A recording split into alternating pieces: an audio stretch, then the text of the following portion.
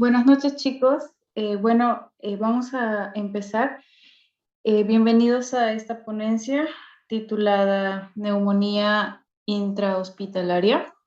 Nuestro ponente del día de hoy es Arnold Salas Núñez, estudiante del quinto año de Medicina de la Universidad Peruana Unión, y vamos a dejar el pase con él.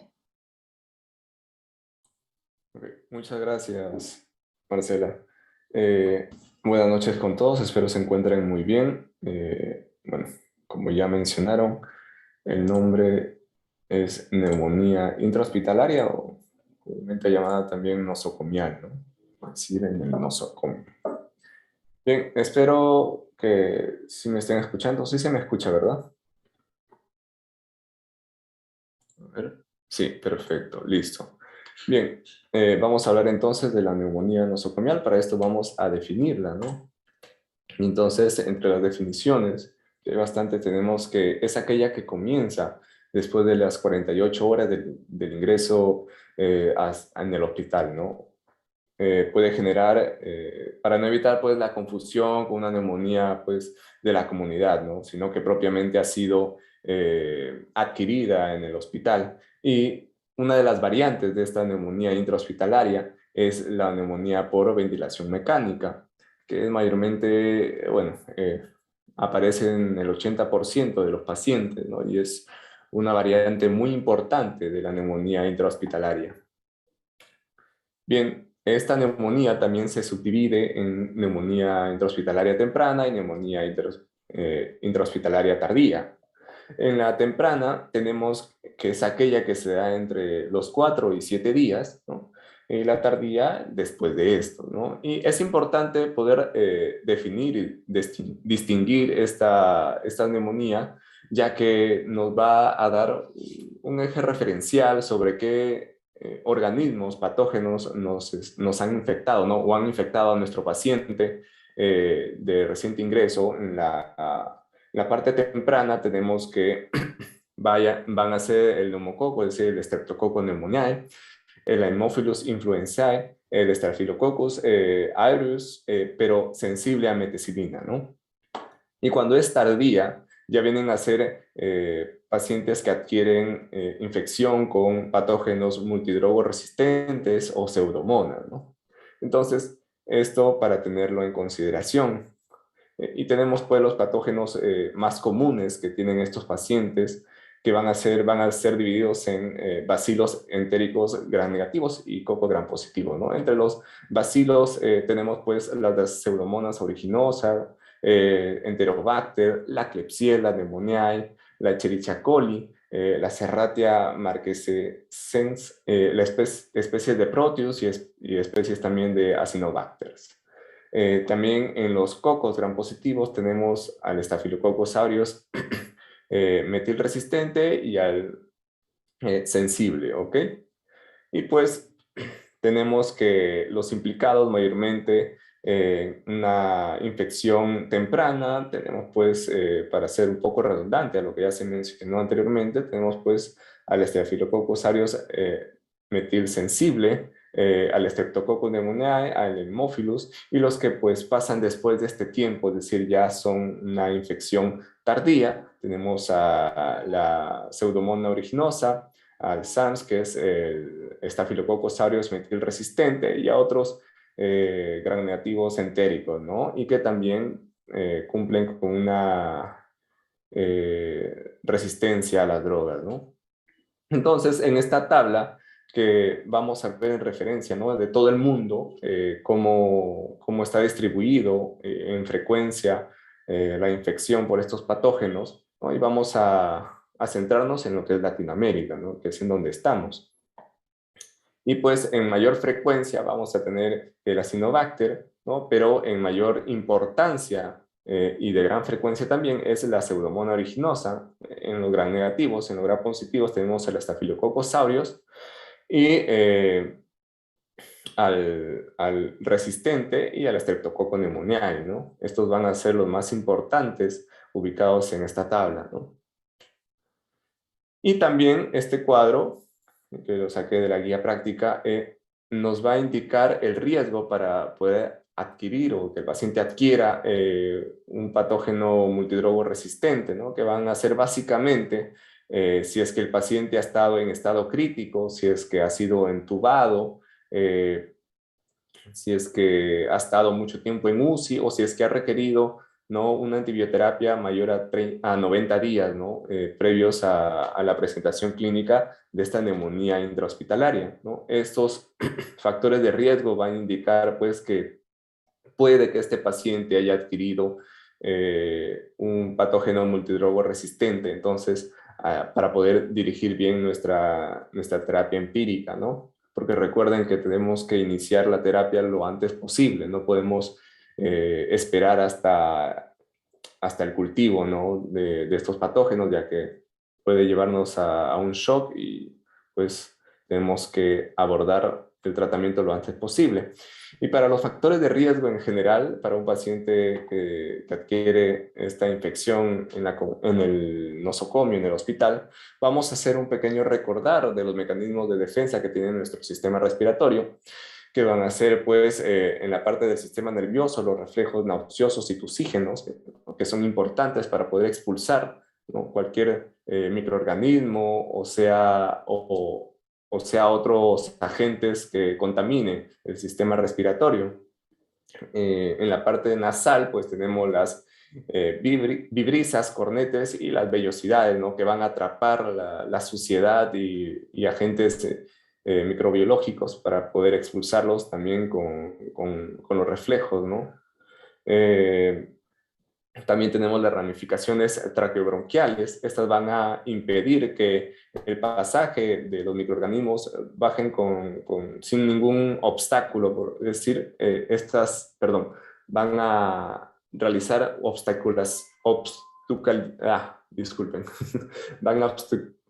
van a generar obstáculo para que no bajen de manera fluida hacia la parte de los lóbulos pulmonares, hacia los alvéolos. Es decir, va a encontrarse que estas desviaciones, estas ramificaciones, van a encontrar estos epitelios en donde van a caer estos microorganismos y mediante el movimiento mucociliar va a ser expulsado con una tos, ¿no? Entonces también tenemos la flora respiratoria que va a combatir con este crecimiento bacteriano. Los macrófagos, la inmunoglobulina A y otras inmunoglobulinas y otros factores de inmunología, ¿no? También recordar que uno de las teorías que es más aceptada para que pueda darse esta infección es la de microaspiración, ¿no? Entonces hay que recordar que esa teoría para poder darle significancia a estos factores de riesgo. Como tenemos acá, se van a dividir en factores de riesgo intrínsecos y extrínsecos, ¿no? Entonces tenemos enfermedades crónicas subyacentes como es el EPOC, otras enfermedades pulmonares, pues esto afecta directamente a la estructura del pulmón. Tenemos enfermedades del sistema nervioso central, dando bloqueo a lo que es a los reflejos que tenemos, ¿no?, tanto nauseoso como tusígeno. La diabetes y enfermedades como hepatopatías, el tabaco, el alcohol, que además de dañar la estructura, daña también la parte inmunológica, ¿no?, que hemos visto ya que si fallamos en la parte de inmunología, en este pilar, entonces va a ser más posible la infección, ¿no? Tenemos la malnutrición, que nuevamente afecta a la parte inmunológica, a la colonización anormal de la orofaringe, ¿no?, la colonización gástrica. Recuerden que esto nuevamente a lo que son las microaspiraciones o aspiraciones, ¿no?, la inmunodepresión, el shock y la acidosis, ¿no? Extrínsecos tenemos la intubación traqueal. La parte de la intubación traqueal, además de que es una forma de que llegue estos patógenos de manera más rápida y más libre, también pues va a bloquear todas estas ramificaciones bronquiales y además del epitelio, ¿no? Los aerosoles, las hospitalizaciones prolongadas, pues a mayor tiempo de contacto con estos microorganismos, mayor será el porcentaje de que pueda infectarse.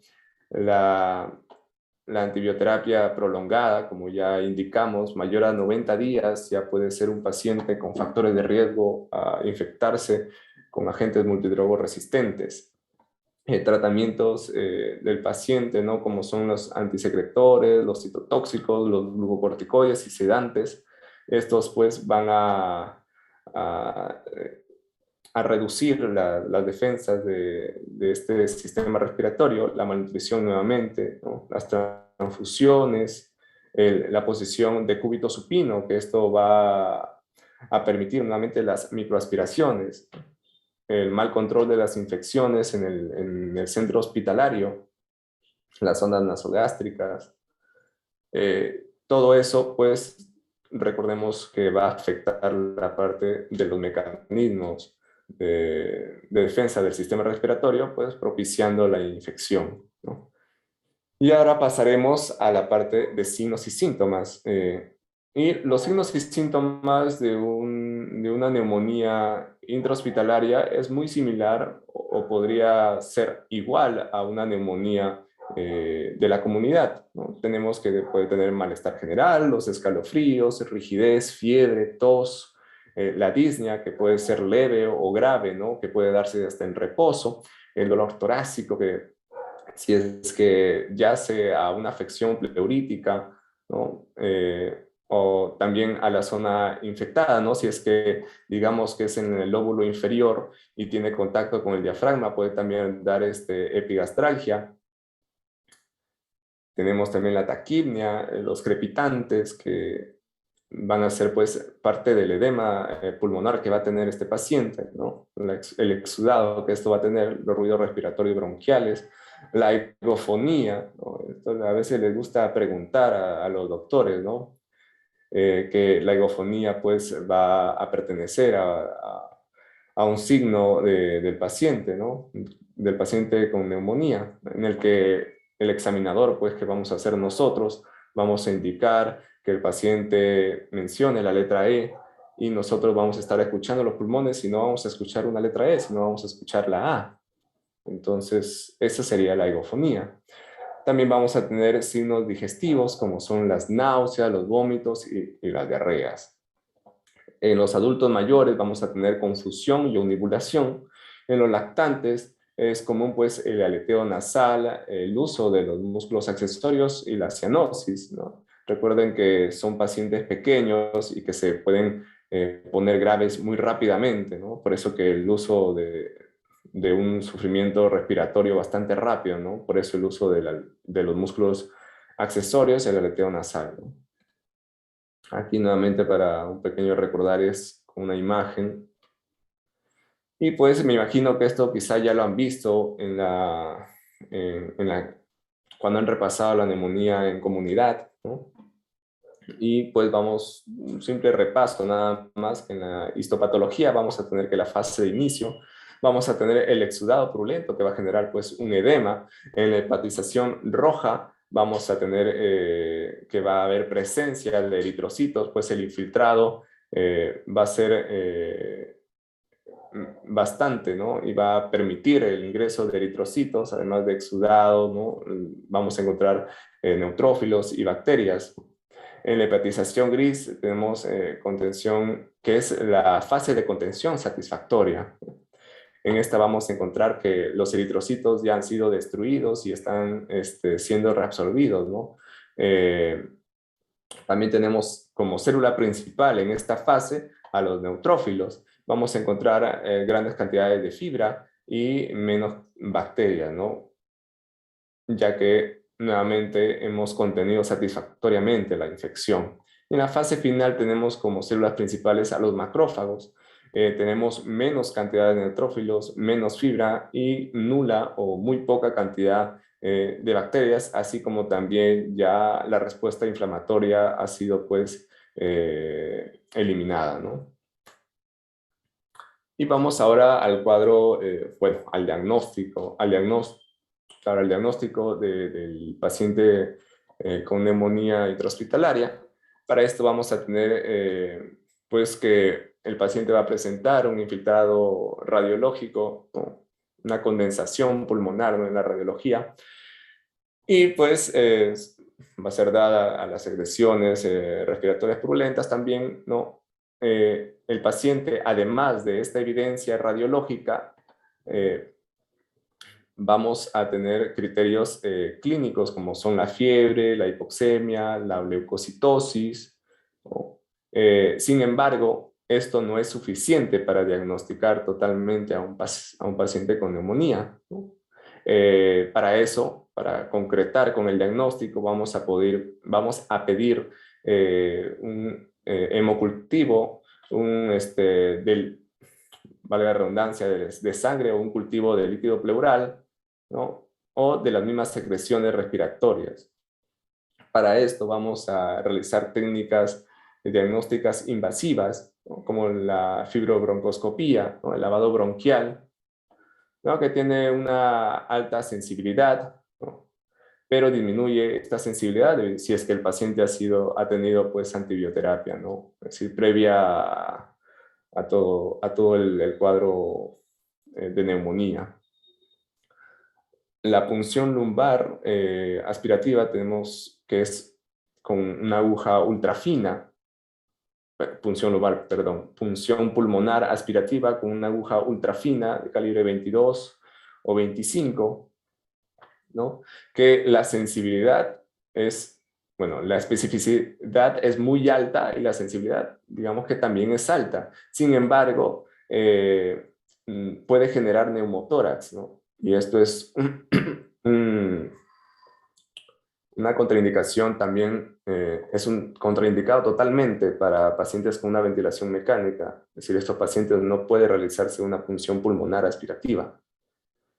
Sin embargo, esta complicación del neumotórax hace que no se realice bastantes veces o en lo común en la práctica clínica, ¿no? También tenemos criterios en la unidad de cuidados intensivos, si es que el paciente va a ir directamente a la unidad de cuidados intensivos. Para esto necesitamos algún criterio mayor, ¿no? Y criterios menores, ¿no? Tenemos acá como criterio menor la frecuencia respiratoria, mayores de 30, la hipotermia, la hipotensión, la alteración del grado de conciencia, la infiltración que no solamente es un lóbulo, sino pueden ser varios, ¿no? En esta parte multilobar ya sería un criterio, la oliguria, la presión de oxígeno y el FiO2, entonces tenemos menor a 250, tenemos una leucopenia, una trombocitopenia, todo estos van a ser criterios menores, y si tenemos alguno de estos, la necesidad de una ventilación por una insuficiencia respiratoria, pues nuevamente que acompaña a este criterio, o un shock séptico, ¿no? Que necesita vasopresores. Alguno de estos con los criterios menores ya se llevaría este paciente a la unidad de cuidados intensivos. Para el tratamiento tenemos pues la terapia empírica debe realizarse lo antes posible, y para realizar este tratamiento tenemos que en primer lugar tener los factores de riesgo del propio hospital y los factores de riesgo ya antes mencionados de la estadía en el hospital, ¿no? La incidencia del Staphylococcus aureus metil resistente que sea menor a 20 y una también resistencia de la pseudomonas menor a 10 va a indicarnos, además de que el paciente ha tenido una antibioterapia en 90 minutos previos, pero lo importante es esto, ¿ok?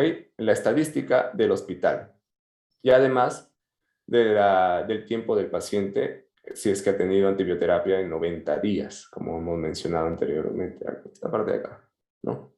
Si es que el paciente no está con estos factores de riesgo, entonces podemos utilizar estos medicamentos, y además de que la incidencia de estos patógenos son, en el caso del Staphylococcus aureus metilresistente menor a 20 y la Pseudomonas aeruginosa menor a 10, resistente obviamente, perdón. Ok, pensé que era alguna pregunta. Bien, tenemos entonces también pues terapia para pacientes que son de inicio temprano. Tenemos el pipetazo, que es piperacilina con tazobactam, cefepime, levofloxacino, imipenem o meropenem, ¿ok? Como monoterapia, ¿ok? Esta es monoterapia para estos pacientes que cumplen con esto, ¿no? Que tienen incidencia del SARM menor a 20, resistencia a pseudomonas aeruginosa menor a 10, y también con los factores de riesgo para multidrogos resistentes, que es no tener, no haber tenido una hospitalización en UCI en 90 días o antibioterapia en 90 días, pues, para que podamos utilizar este tratamiento.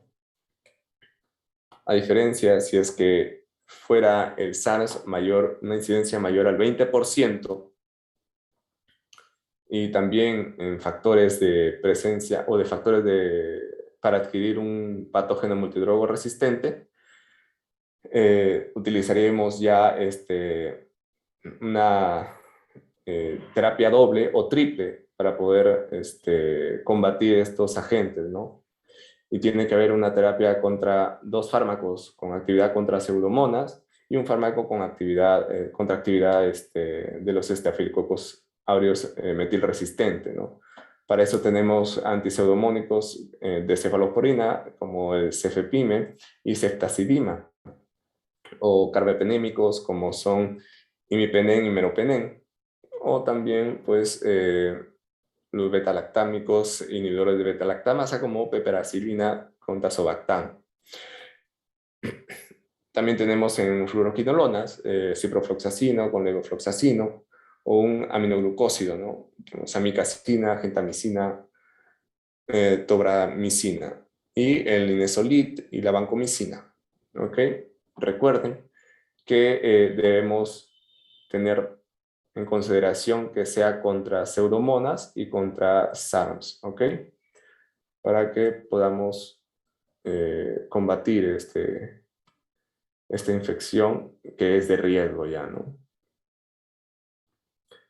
Y tenemos también para esto un pequeño algoritmo, ¿no? Que va a ayudar. Una vez diagnosticado la neumonía nosocomial, pues pedimos los estudios, el hemocultivo, el cultivo respectivo para también ya trabajar más adelante. También es importante realizar el cultivo de estos agentes para poder después tener una terapia dirigida, ¿no?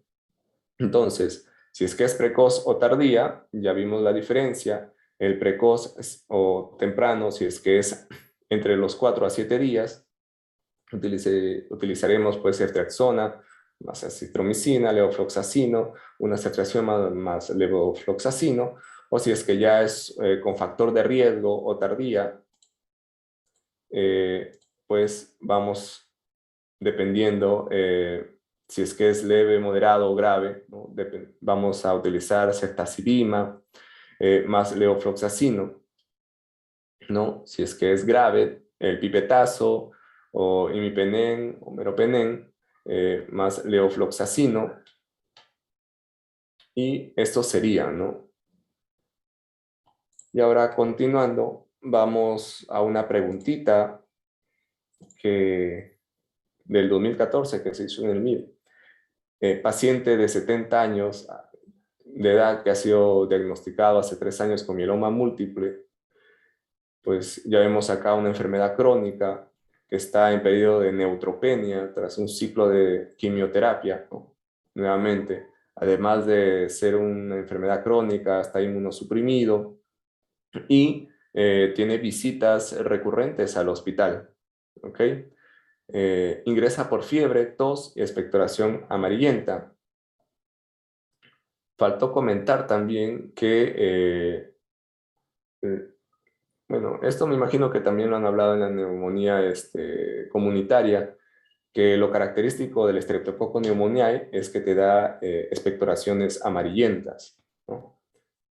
Así que, pues, ya nos está dirigiendo, ¿no? Entonces, tenemos radiología de tórax, que muestra imagen de condensación del hemitórax derecho. Entonces, Tenemos acá las alternativas: neumonitis tóxica post-quimioterapia, neumonía neumocócica, neumonía por Aspergillus, neumonía vírica por virus respiratorio comunitario y neumonía por citomegalovirus, ¿no? Nuevamente, por la característica de la expectoración, podemos indicar pues que esta sería la respuesta. Y efectivamente esa es la respuesta. Si tuvieran alguna pregunta, por favor, díganme, que eso sería todo.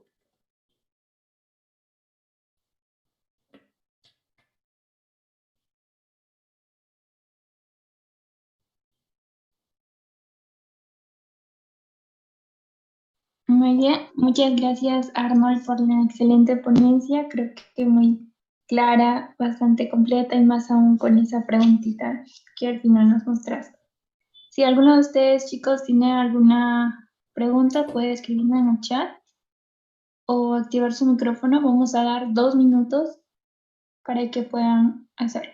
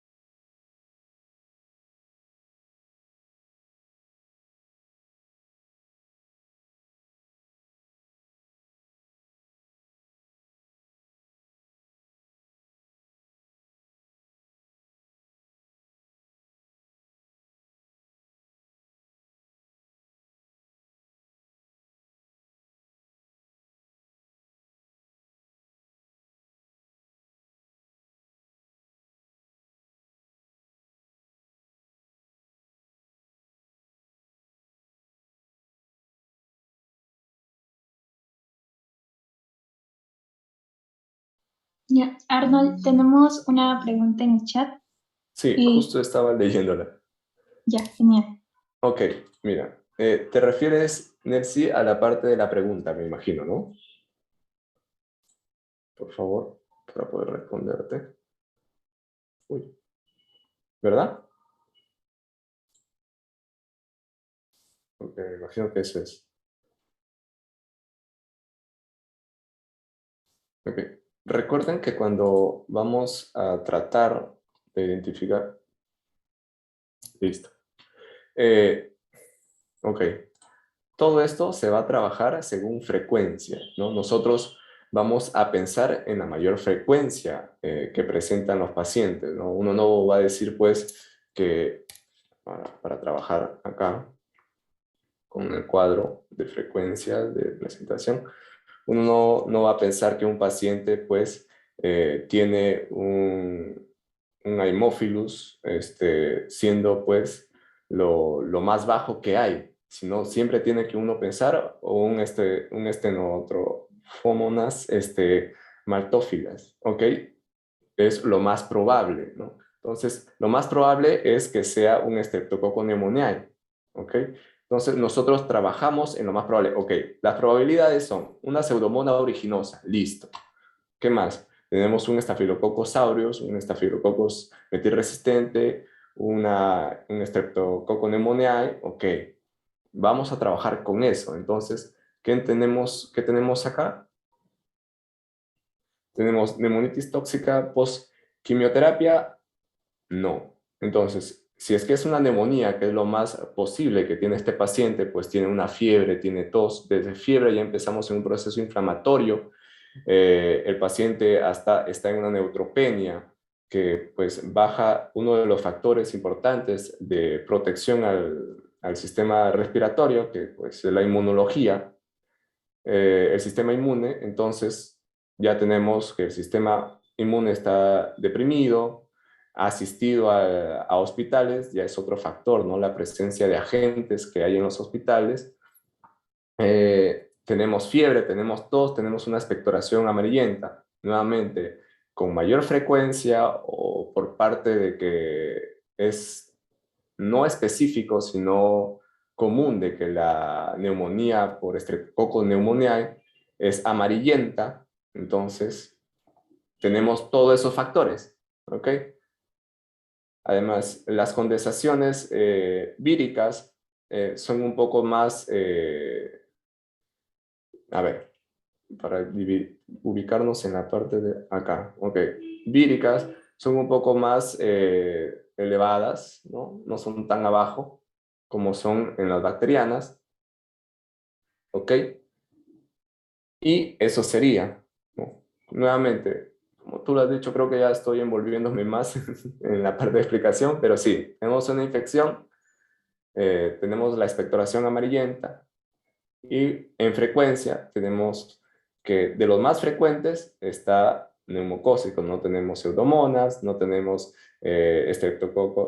Staphylococcus aureus. Entonces, entre las más frecuentes está neumonía neumocócica, Streptococcus pneumoniae.